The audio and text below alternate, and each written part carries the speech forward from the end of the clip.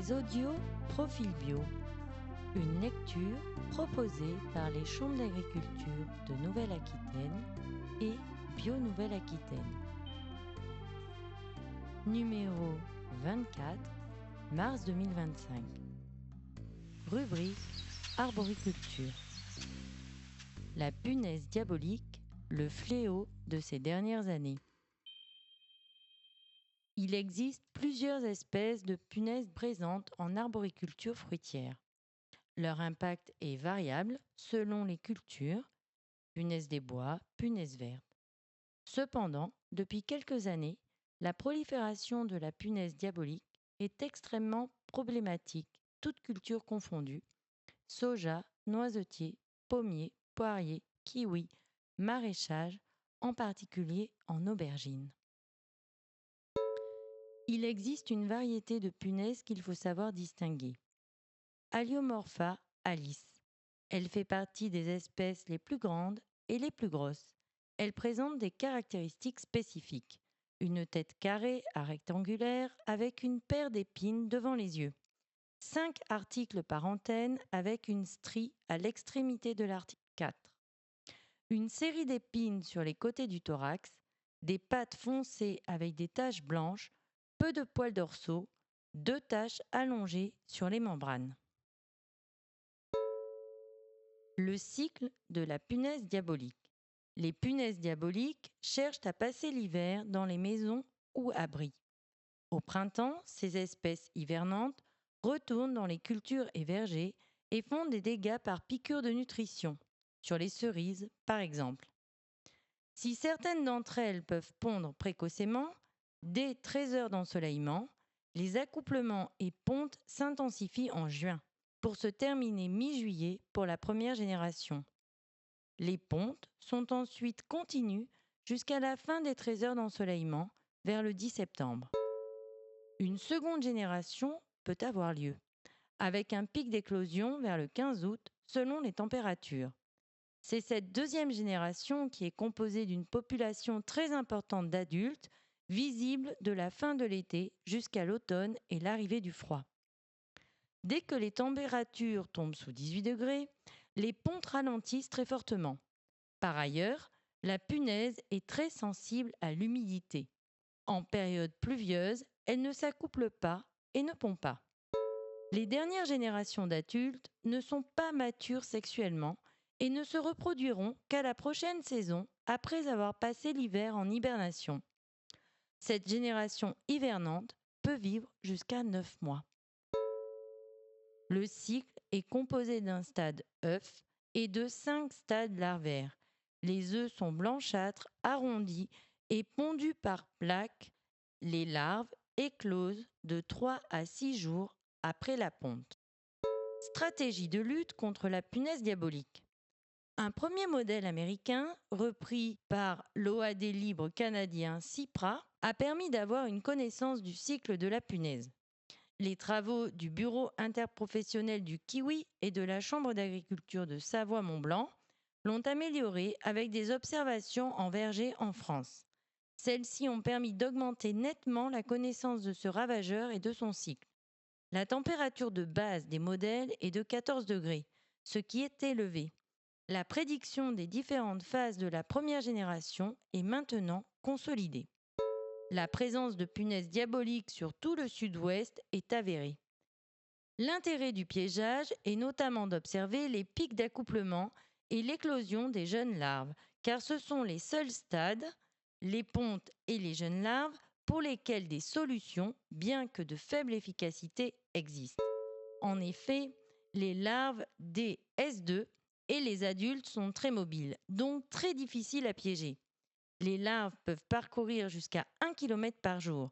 Quant aux adultes, ils peuvent faire plus de 5 km par jour. De plus, il est très difficile d'observer des pontes en verger. Ainsi, une situation saine peut-elle devenir catastrophique en peu de temps selon les cultures à proximité et leur date de récolte.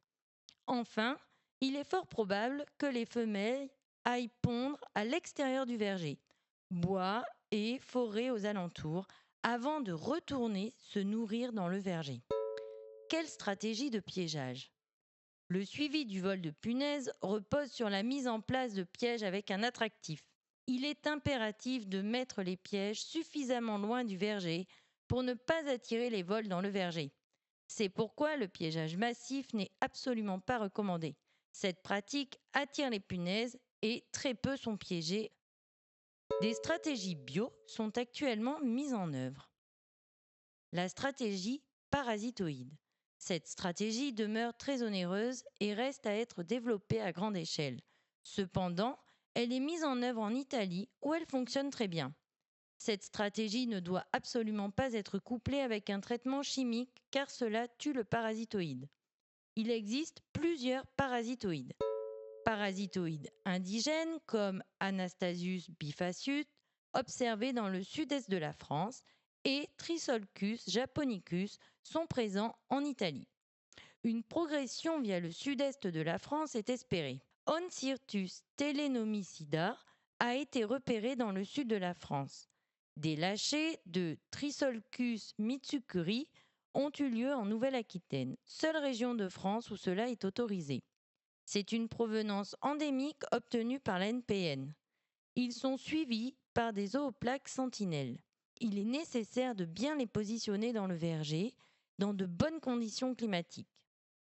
Les parasitoïdes endogènes, tels que Tricolsus basalis. Il est spécifique de la punaise verte, mais il peut également parasiter des œufs de punaise diabolique. Il est responsable de 6 à 7% du parasitisme. La stratégie cuivre. Le cuivre agit sur la symbiose entre le champignon et l'œuf qui permet la vie de l'œuf. Sans ce champignon, l'œuf meurt. Des efficacités ont été observées en laboratoire et dans les vergers en Italie. En France, c'est moins le cas.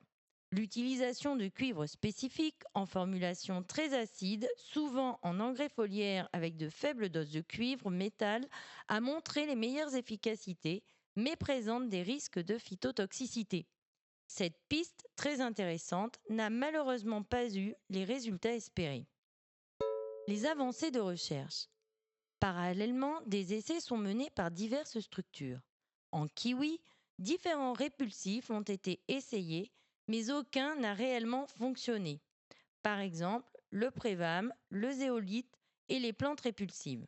Ces spécialités ont une efficacité en laboratoire que l'on ne retrouve pas en verger. Les facteurs d'explication sont les suivants.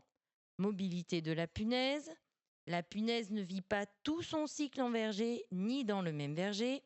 Ces spécialités ne restent pas actives suffisamment longtemps et la punaise pond en continu. En effet, il n'y a pas un réel pic très fort entraînant à la fois une chute des pontes derrière et une période plus précise pour intervenir sur les œufs ou le stade jeune larve. Des plantes répulsives ont également été testées telles que le romarin, la menthe poivrée, les pélargonums, la mélisse et le népéta. Outre la mise en place parfois très coûteuse et la disparition de certaines essences très rapidement, il n'y a pas de réels effets observés à ce jour. Invenio, en culture sous abri, réalise des tests avec 3 dispositifs. Le piégeage avec phéromones, l'aspirateur avec une aspiration manuelle et le traitement chimique. La stratégie traitement chimique bio via le spinosade semble la moins efficace. Pour les 2 autres stratégies, et malgré le peu de piégeage, l'essai montre de meilleurs rendements que sur les témoins et une meilleure qualité. Mais les punaises sont très mobiles. Ces dispositifs de perturbation peuvent ne pas être suffisants pour les empêcher d'attaquer.